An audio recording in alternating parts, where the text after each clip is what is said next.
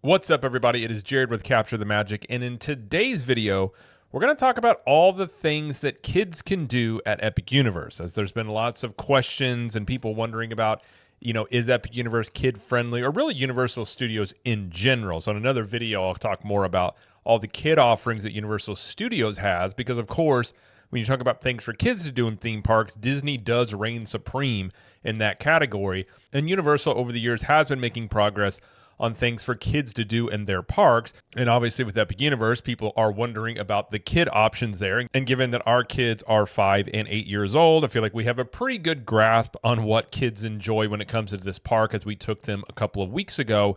So in this video, we're just going to break down really from what we saw with our kids, talking with our kids, what they liked, and the things that kids can do in this park. So that is what we're going to do here today. And for the sake of this conversation, we'll just say 3 and 4 years old and up in terms of things for kids to do. Toddlers, there's not going to be a ton of stuff to do in this park. There's still some things to do here, but there's not going to be a ton of things that toddlers can do. So this is going to be mostly geared toward, 3, 4 years old and up when it comes to kids in Epic Universe. So there's about 11 things for kids to do in Epic Universe, a couple of other ancillary things, and we'll go through them all. So the first one in general, Isle of Burke, is going to be the most kid-friendly, or one of the most kid-friendly lands in this park. From beginning to end, this park is basically, if you're a kid and you like dragons and you like Vikings, it is a playground for that, and has a tons of attractions in here for kids. And one of the main ones in here being Vikings Training Camp. Now, this is a massive play area that kids can go in here. They have sheep launchers. They have multiple levels of a clubhouse you can climb up to. They have slides. They have mini games. They have things in here for small children as well. And a nice part about the play area here is they have a little section for like toddlers and even babies. And over here, it's actually in the shade. Actually, this whole area is rather in the shade. So that is a good thing, because one thing about this park is there is not a ton of shade. But you also, in this small kids play area, have family bathrooms back here, so you can change kids. They can go to the bathroom. Like, you've got a nice little spot here for that. And this is, and it comes to a play area, one of the bigger ones you will see in a theme park. And it's a place kids will really enjoy. Our kids really enjoyed it. Our son kept climbing up to the top, sliding down, wanting to go up and down again. And you get actually really good views when you're up there of Isle of Burke. And I think that is a cool part of this. Not that I'm saying adults should go up here and just clog all this up, but there are good views up there and a lot of things for kids to do in here. And if I was a kid, I would love this play area, as this was not something that was a common thing when I was younger in theme parks, of having a lot of things like this for kids. But when it comes to our kids, our daughter, she's 8. She thought it was fun, but she was kind of playing there a little bit and was ready to go. Our son, who's 5, was really into it, really enjoyed it. And there's lots of dragon theming in here as well. So he would have spent a lot more time in here if it wasn't for the fact that we wanted to do other stuff in the park. But this is an area that, any aged child can come in here and enjoy, and can, as a parent, you can take a break. You can sit in the shade. Like, it's not a bad place to just sort of take a beat for a minute before continuing on with your day. And staying in the Isle of Burke, the Untrainable Dragon show that is in here is a great show for kids, families, people of all ages. I'm not a show person, personally speaking, but this is in the running for perhaps one of, if not the best theme park show that I've ever seen. It is a fantastic show. The production value is high. The way in which they use screens and they use different elements, and they have Hiccup and Toothless actually flying in this show, going through the clouds, like, visually and from a story standpoint, and from just an acting and the team member standpoint, it is a very well done show. I thoroughly enjoyed it, and I would watch this again and again. And again, I'm not a show person at all, but I did really enjoy this show, and our son absolutely loved this show. After the fact, he was kind of obsessed, wanted to watch, kept wanting to watch it on YouTube. Like, he really does enjoy this show, and really has gotten him much more into How to Train Your Dragon in general. Loves Toothless. So this is a great show for kids and adults that any age group really can enjoy. Also in Isle of Burke, you had Fire Drill, which is the family boat ride here, where you shoot water at targets as you float around slowly. Also, the target sometimes will hit water back at you. You will get wet on this ride. It is a very slow-moving boat ride. Any child can ride this. If they're under 48 inches, they have to be accompanied by an adult, but it is one where you could just sit here and just float around, not shoot at anything, and just take a break. But kids like getting wet, like shooting water at stuff, And, if you do get on this, you will get wet. But again, you are in Florida. It is very hot, and this park has a lot of sun anyways. So if you do get soaked, and I can say from firsthand experience, you will dry off very quickly when you walk around. And it actually kind of feels good, especially if it's on a hot day. If you're a Florida man, you're going to wear Crocs anyway, so you don't have to worry about wet socks, because wet socks are the worst. So I would just say don't wear socks on this ride. Get yourself a pair of Crocs, and you'll have a good time. But this is one where adults probably won't like it as much, but kids I could see having a really good time on this ride. Now, a land that is not going to, I would say, is not geared toward children, really, is the Wizarding World Ministry of Magic, because this land is based off of the Fantastic Beasts movies, and those movies aren't going to be really geared towards smaller kids. But there are things in here that kids can enjoy. Another show in here, the Lasserk Arcano, is a show very similar in terms of production value, what they do at Untrainable Dragon. I don't think this show is nearly as good as Untrainable Dragon, but it is a fun show. Anybody can watch it. Kids will probably enjoy some of they have some little tricks they do. Obviously, it involves some of the Fantastic Beasts and some of the wizarding things. So I think this is a show that kids will enjoy to some degree. I don't think as much as Untrainable Dragon, but this is a show that any kid can, any age child can come in here and do. Also, you get out of the heat as it is indoors, so it is kind of a nice place to just get out of the heat, watch a show, and everybody can participate in this. But again, I don't think it's anywhere near Untrainable Dragon, but it is a show or something you can do in the Ministry of Magic. Now, there are some things in Epic Universe you can do that are going to be extra. And we'll get to another one of those, but one of them also in the Ministry of Magic is getting a wand and doing some of the interactive wand activities that you can do here. Obviously, a wand is going to run you a little bit of money. A wand is going to run you anywhere from $65 to $85, so a little bit of a steep price point, but it does unlock interactive elements in Ministry of Magic that you can do with your wand in here. You can also use the app to kind of find these and keep track of them.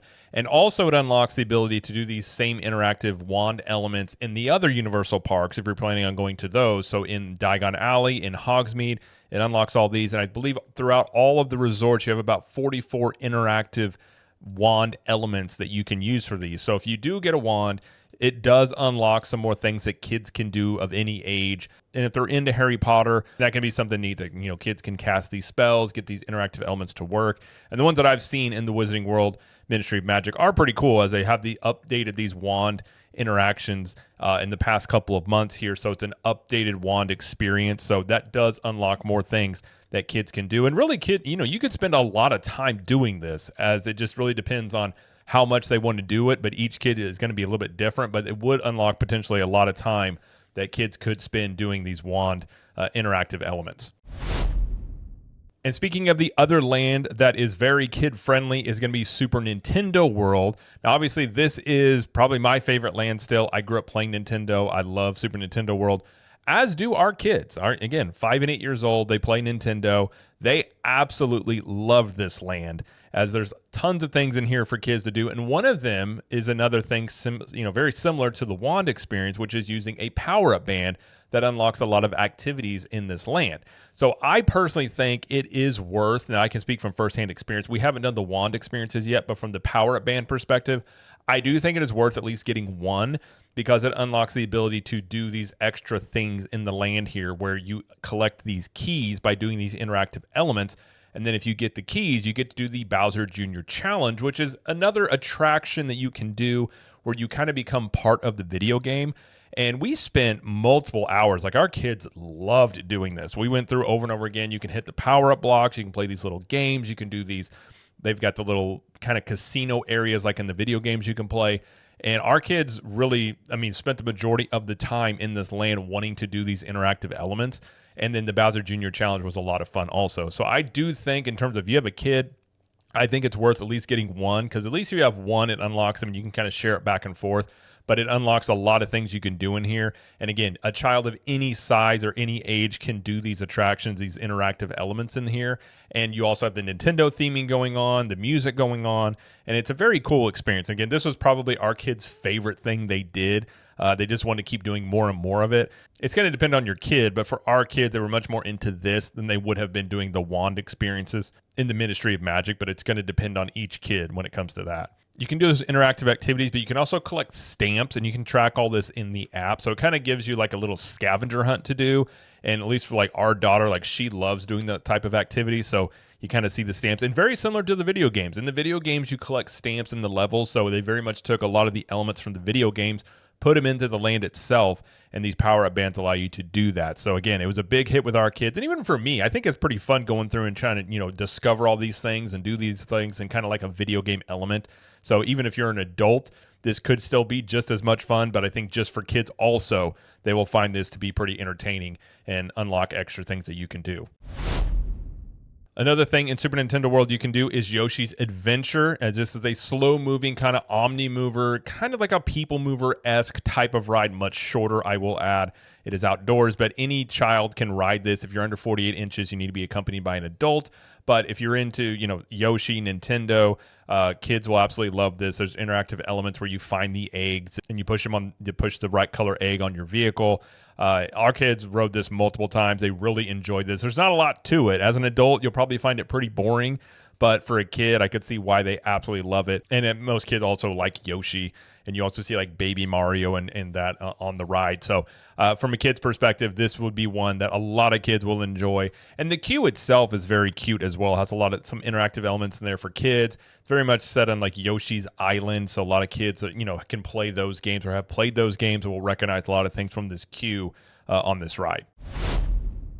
Now, one of my favorite lands in the park is Celestial Park. Now, I'm not going to say this is going to be a very super popular land for children, but in Celestial Park, you do have Constellation Carousel, which kids love carousels in general. Doesn't really matter where they're at, but Constellation Carousel is a very unique carousel, especially at night. And it's much more almost like you have these animals like dancing on a platform is what it looks like. It's a very unique carousel and is one that, kids can do, adults can do, but I would recommend riding this at night. Now it is in the shade, so even during the day, it's not too bad, but at night it has a completely different atmosphere, as does Celestial Park in general. But this is another ride that kids can do. If they're under 48 inches, again, they have to be accompanied by an adult. Now, one thing about this ride is you can't hold a baby on this ride, but if you do have an infant, you can't hold infants on this ride. But other than that, like most kids are going to be able to ride this without any problem. And our daughter's into dance and things. Like, she absolutely loved it. Our son liked it as well. And it's got different music that plays. Like, it's a really, as simple as a carousel is, it is a very unique carousel. And again, kids like carousels in general. They just like going in circles, it seems. So this is one that I think will be up most kids' alley. And also in Celestial Park, again, kids like to get wet. Think of fire drill. They have a kids splash pad in here called Astronomica that wasn't running for most of the previews that I saw, but it is running now that the park is open.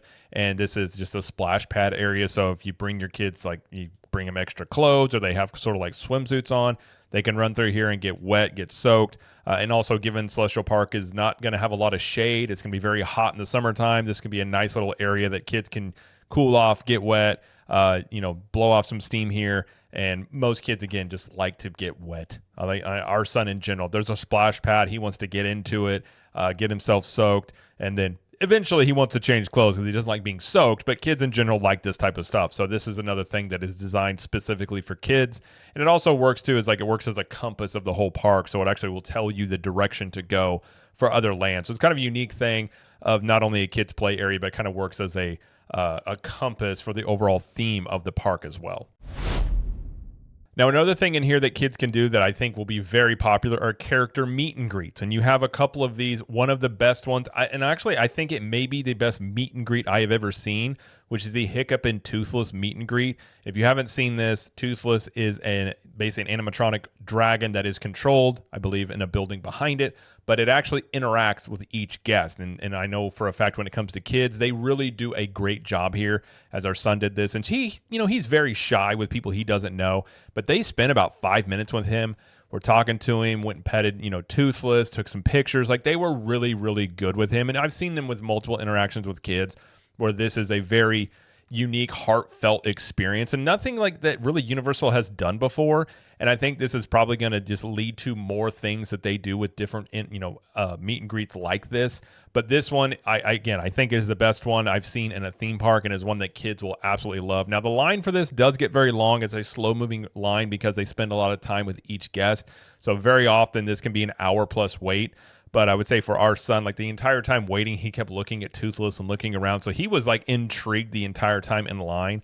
But if you really want to do this, I would say rope drop this maybe first thing in the morning. You might find a line that's not as busy, but this thing will typically be an hour-long wait all day long, if not more. So your best bet if you want a shorter wait is maybe toward the end of the night or at the beginning of the day, as a lot of people will rope drop other areas and not maybe back here in Isle of Burke. But we rope dropped it on one of our preview days, and it was easily an hour and a half wait. So even if you rope drop it, you may still have to wait for this, but it is a very unique one and a very well done one. And also in Isle of Burke, you have Stormfly and Astrid that have meet and greets going on. You also have roaming characters in here. You have the baby dragons you can see. You have Gobber. Like, there's a lot of interactive elements in Isle of Burke that kids could really enjoy and, have more immersiveness, have a lot more fun interacting with these characters. And I think that's a very unique aspect of Isle of Burke that you really don't find as much in any of the other lands or other parks that Universal has in general. And then also in Super Nintendo World, you can meet Mario, Luigi, Toad, and Princess. You can also meet Donkey Kong as well in Donkey Kong Country.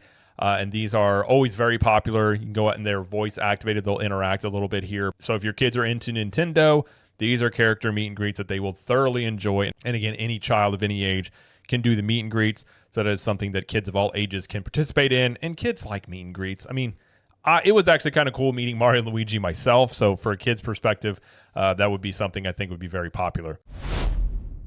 They also have a meet and greet and some roaming characters in Dark Universe. Now, Dark Universe is not a kid-friendly land. In fact, Universal themselves has kind of said this is a PG-13-ish land.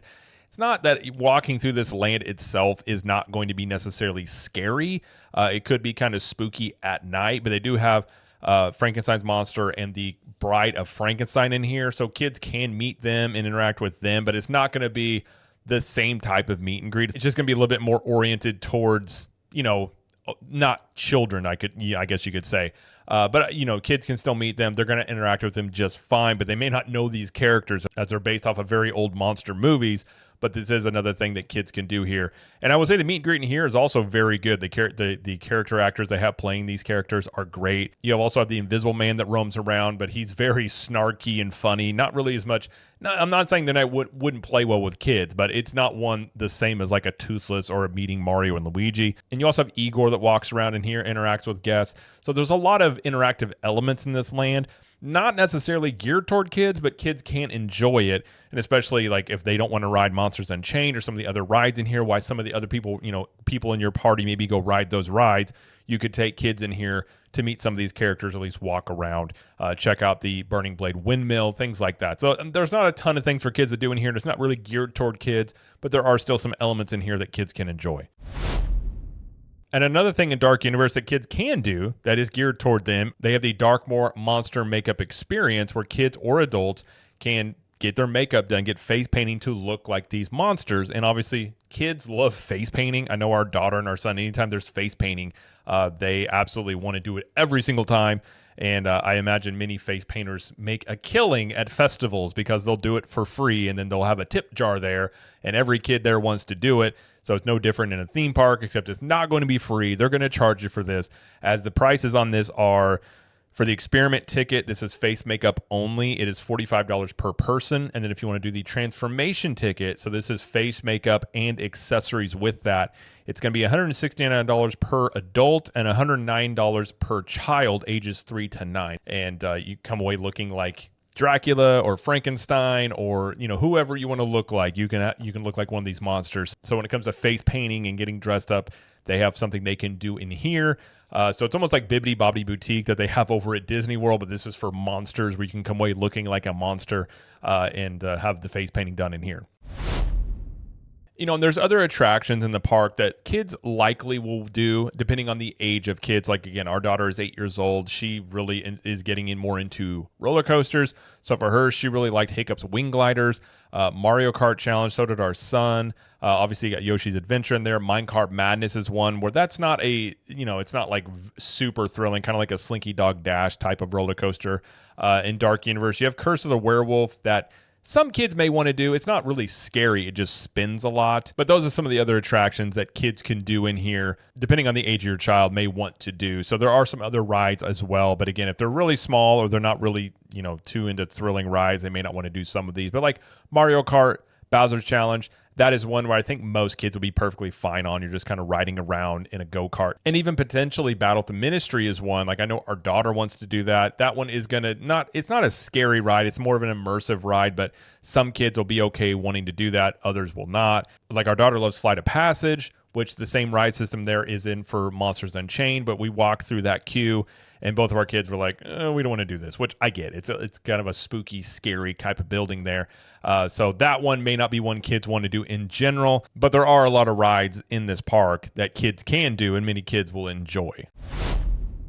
And in general, I wouldn't say Epic Universe is a park designed specifically for kids. It is a park that I think is more designed for mass appeal than maybe what Universal has done historically. And if you look at the park, really, the most thrilling ride in the park is probably going to be Stardust Racers. And everything else, you can make an argument outside of that one that kids, depending on their thrill level, what they're wanting to do, can find a lot of things in this park to do. But I would say in general, you have Isle of Burke and you have Super Nintendo World, which are the most kid-friendly lands here. Ones that are, specifically, I would say Isle of Burke was designed for kids. I think Super Nintendo World was designed for kids in mind, but also nostalgia for those that grew up playing Nintendo. So there's a lot of things in this park that kids can do. Now, if you have a toddler, there's not a lot of things in here that they're going to be able to do ride-wise. There are the meet and greets, there's other elements, but Universal is not known for having a lot of things that toddlers can do, as I still think, Disney World's going to hold that crown of having a lot more attractions, especially Magic Kingdom, that any size rider can go do. When you're talking about kids, once they reach age 3, 4 years old and up, there are a lot of things in this park for kids to do. Now, when it comes to our kids, their favorite parts were Isle of Burke and Super Nintendo World, and Super Nintendo World really took the cake. Like I said, they loved that land.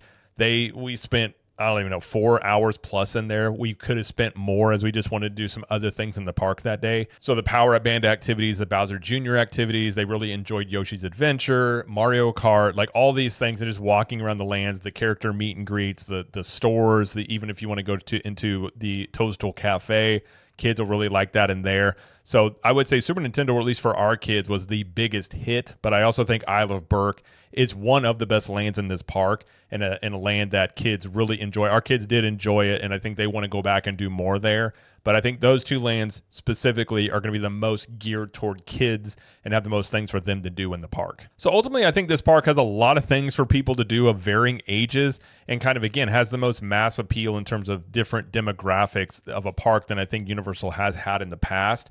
And like I said, our kids enjoyed it. Of course, I've enjoyed this park. We enjoyed it as adults as well. So I think it does have a lot of things for families to do here.